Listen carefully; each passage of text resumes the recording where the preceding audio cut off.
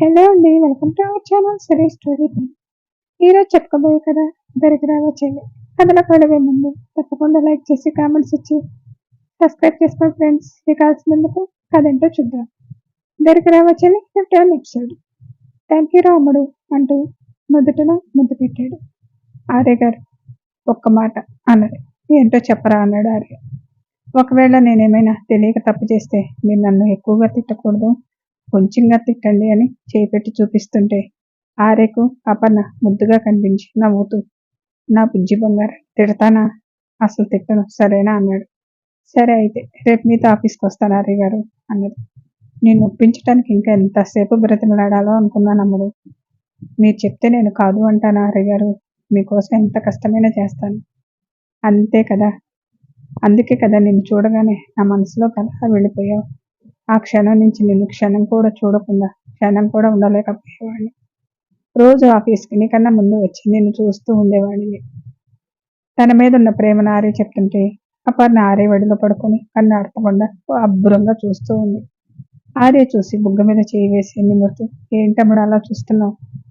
మీరు మాత్రం నన్ను అంతగా ప్రేమించారు, నన్ను ప్రేమించకుండా చేశారుగా. అదేంటమ్ముడు నువ్వు నన్ను ప్రేమించటం లేదా అన్నాడు. నేననేది అప్పుడు ఆర్య గారు నేను ప్రేమించకుండానే తాళి కట్టి తీసుకొచ్చారు.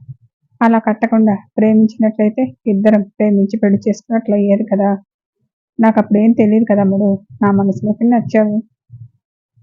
నీ ఇష్టంతో పని లేకుండా నువ్వు నాకు సొంతమైతే చాలని అనుకుని నీకు తాళి కట్టాను. నిన్ను పెళ్లి చేసుకున్న తర్వాత కదా నాలో మార్పు రావటం మొదలైంది. అపర్ణ ఏదో ఆలోచిస్తూ ఉంది. ఆర్య అపర్ణను చూసి అపర్ణ మొహంలో ఇందాకట ఆనందం కనిపించకపోయేసరికి అమ్మడు ఏమైంది అని అడిగాడు. అపర్ణ లేచి ఆర్యని కౌగులించుకొని, మిమ్మల్ని చాలా బాధ పెట్టాను కదా అన్నది. అదేంటమ్ముడు అలా అంటావు? నువ్వు పెట్టిన బాధ కన్నా నేనే నేను ఎక్కువ బాధ పెట్టాను. మరి నేనేం అనుకోవాలి? మీరు చేసింది నా మీద ఉన్న పిచ్చి ప్రేమతో, నేను చేసింది మీ మీద కోపంతో కరేగాడు. చెప్పకుండా తాళి కడితే కోపంతో కాకుండా ప్రేమ ఎలా ఉంటావు చెప్పు? అయినా అవన్నీ ఎప్పుడో జరిగిపోయినాయి కదా, ఇప్పుడు అవన్నీ గుర్తు చేసుకోవటం అన్నాడు. ఏవో గుర్తుకొచ్చాయిలే అని అపర్ణ అలానే ఆర్యని కౌగులించుకుంది. అమ్మడు నిద్ర రావటం లేదా అని అడిగాడు. లేదని ఆర్య కౌగిల్లో ఉండి చెప్పింది.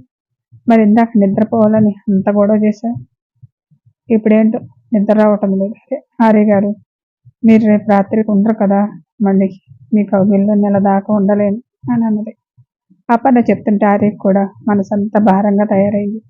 అమ్మడు నువ్వు అలా అంటుంటే నాకు అసలు వెళ్ళాలని లేదు. మన ప్రేమ వల్ల మీ పనులకు ఆటంకం రాకూడదు ఆర్య గారు. ఎలాగోలా నెల రోజులు ఉంటే మీరు వచ్చేస్తారు కదా. నేను రాగానే మన ఫస్ట్ నైట్కి ముహూర్తం పెట్టిస్తుంది అని అపర్ణ అలానే మీద ఉంచుకుని వెనక్కి పడుకున్నాడు.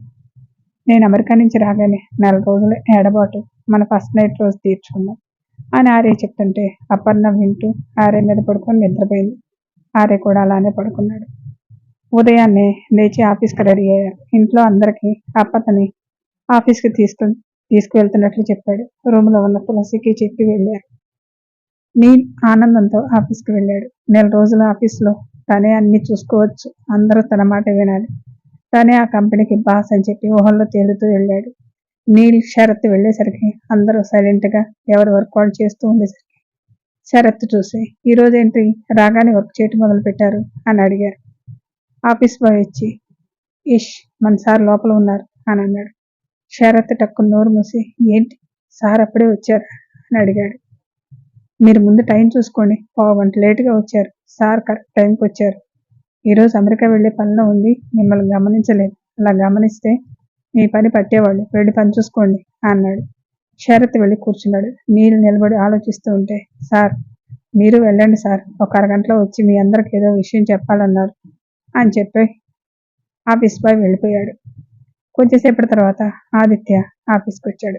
నీల్ ఆదిత్య రావటం చూసి, ఆదిత్య ఇక్కడికి వచ్చాడేంటి, ఈ నెల రోజుల ఆఫీస్ బాధ్యత ఆదిత్యకి ఇస్తారా అని ఆలోచిస్తూనే వర్క్ చేస్తూ ఉన్నాడు.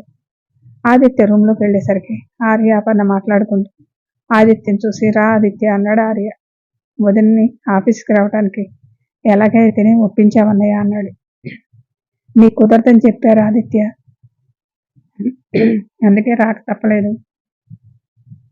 ఇప్పుడు ఏమైంది వదిన, అన్నయ్య కూడా ఉండటం లేదు కదా, నీకు కూడా ఇంట్లో ఉంటే బోరుగా అనిపిస్తుంది.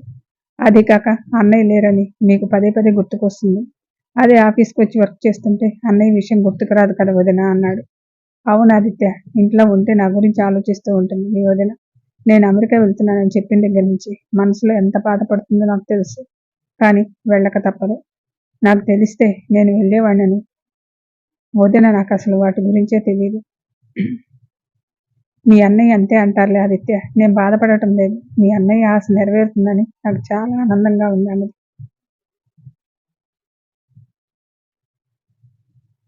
అన్నయ్య వెళ్ళి స్టాఫ్కి చెప్దామా అని అడిగాడు. ఆ పదండని ముగ్గురు లేచి బయటకు వచ్చారు. అందరూ సీరియస్గా వర్క్ చేస్తూ ఉన్నారు. ఆర్య చూసి హాయ్ ఎవరిబడి అనగానే అందరూ ఒకసారి తలలు ఎత్తి చూశారు. మీ వర్క్ని ఒక 10 నిమిషాలు పక్కన పెట్టి నేను చెప్పేది వినండి అన్నాడు. ఆర్య పక్కన అపర్ణం చూడగానే నీల్ షాక్ అయి అపర్ణ ఎందుకు వచ్చింది అని ఆలోచిస్తూ ఉన్నాడు. శరత్ నీల్కి దగ్గరగా జరిగి నీల్ మన సార్ వైఫ్ని ఆఫీస్కి ఇన్ఛార్జిగా పెడతారేమో అన్నాడు. నీల్కి శరత్ చెప్పింది నిజమే అనిపించింది. అపర్ణం చూస్తుంటే శరత్ చూసి నీల్ నువ్వు అలా చూడటం సార్ చూశారనుకో అన్నాడు. నీల్ వెంటనే నేను ఎవరిని చూడటం లేదు, సార్నే చూస్తున్నాను అని కంగారు పడుతూ చెప్పి వీడేంటి అన్ని తెలిసినట్టు ప్రవర్తిస్తున్నాడు, ఇప్పుడు నేను అపర్ణం చూస్తున్నానని ఎలా తెలుసు అని మనసులో అనుకుని శరత్ వైపు అనుమానంగా చూశాడు. శరత్ వెంటనే వెనక్కి జరిగాడు. ఆర్య చెప్పటం మొదలుపెట్టాడు. కంపెనీ పని మీద ఈరోజు నేను అమెరికా వెళ్తున్నానని మీ అందరికీ తెలుసు కదా. నేను వెళ్తే నెల దాకా రాను. నేను వచ్చేదాకా ఈ ఆఫీస్ని నా వైఫ్ మిసెస్ అపర్ణ ఆర్య చూసుకుంటారు అని అపర్ణను చూపించాడు. ఆర్య చెప్పగానే అందరూ సంతోషంగా క్లాప్స్ కొట్టారు. ఇక మీదట అందరూ నేను వచ్చేదాకా మేడం చెప్పినట్టు చేయాలి అన్నాడు. అలాగే సార్, మీరు వచ్చేదాకా మేడంని అస్సలు విసిగించం. మీరు అమెరికాలో మీ పని కంప్లీట్ చేసుకురండి అన్నారు. Thank you guys. అప్పుడప్పుడు ఆదిత్య సార్ వస్తూ ఉంటారని చెప్పి ఓకే మీ పనులు చూసుకోండి అని చెప్పి లోపలికి పోయారు. అపర్ణ చూసుకుంటుంది అని చెప్పగానే నీళ్ళు కోపం వచ్చి తనకేం తెలుసని ఆర్య తనని పెట్టాడు. నాకు తోడలుడని రెస్పెక్ట్ అసలు ఇవ్వడు. నార్మల్గా ఆఫీస్ స్టాఫ్ని చూసినట్టు చూస్తారు కానీ నేను తనకు రిలేటివ్ అనే విషయం కూడా గుర్తుపెట్టుకోడు అని కోపంగా అనుకున్నాడు. శరత్ నీల్ రియాక్షన్ చూసి దగ్గరగా వచ్చి ఇక రోజు మేడం నేను చూడొచ్చు కదా అన్నాడు. నీల్ కోపంగా శరత్ వైపు చూశాడు. అంటే రోజు ఆఫీస్కి వస్తుంది కదా అని చూడొచ్చు అన్నావా, దానికే కోపం ఎందుకురా అన్నాడు. ఆదిత్య లంచ్ చేసి అన్నయ్య 8 గంటలకు ఫ్లైట్, మనం 5 గంటలకు బయలుదేరుతాం. నేను ఆఫీస్కి వెళ్ళి ఇంటికి వస్తాను, మీరు త్వరగా వచ్చేదని చెప్పి వెళ్ళాడు. ఆదిత్య అలా చెప్పి వెళ్ళగానే ఆర్య ఇంకా 3 గంటలు తన ముందు ఉంటాడని అపర్ణకు గుర్తుకొచ్చి మనసంతా బాధగా అయిపోయింది. ఆర్య లాపీలో ఏదో వర్క్ చేస్తూ అపర్ణను గమనించి అమ్మడు లోపలికి వెళ్ళి రెస్ట్ తీసుకుని నేను ఇప్పుడే వస్తా అన్నాడు. సరే అని అపర్ణ లేచి వెళ్ళింది. ఆర్య ఒక 10 నిమిషాలు వర్క్ చేసి లాపీ మూసి రూమ్లోకి వెళ్ళి లాక్ చేసి అపర్ణను చూస్తే కూర్చొని ఏదో ఆలోచిస్తూ ఉంది. అమ్మడు ఏమైంది, నేను పడుకో అంటే అలా ఆలోచిస్తూ కూర్చున్నావు అని వెళ్ళి అపర్ణ పక్కన కూర్చున్నాడు.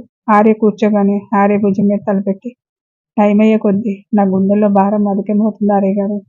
భుజం మీద పడుకున్న అపర్ణను లేపి తన వడలో కూర్చోబెట్టుకొని చుట్టూ చేతులు వేసి 30 రోజులు అమ్మడు, ఆ తర్వాత నిమిషమైనా నిన్ను వదిలి ఉండను, వచ్చేస్తాను. ఒకవేళ తొందరగా అయితే ఇంకా ముందే నీ కళ్ళ ముందు ఉంటాను, సరేనా అన్నాడు. అపర్ణ తన కళ్ళ వెంట వచ్చే నీళ్లను ఆర్య కనిపించకుండా ఆర్య ఏదలో తలదాచుకుంది. కానీ తన కన్నీళ్లు ఆర్య ఏదని తడుపుతుందని మర్చిపోయి కన్నీరు కారుస్తూ ఉంది. Story continue. మళ్ళీ నెక్స్ట్ ఎపిసోడ్లో కలుసుకుందాం. Thank you.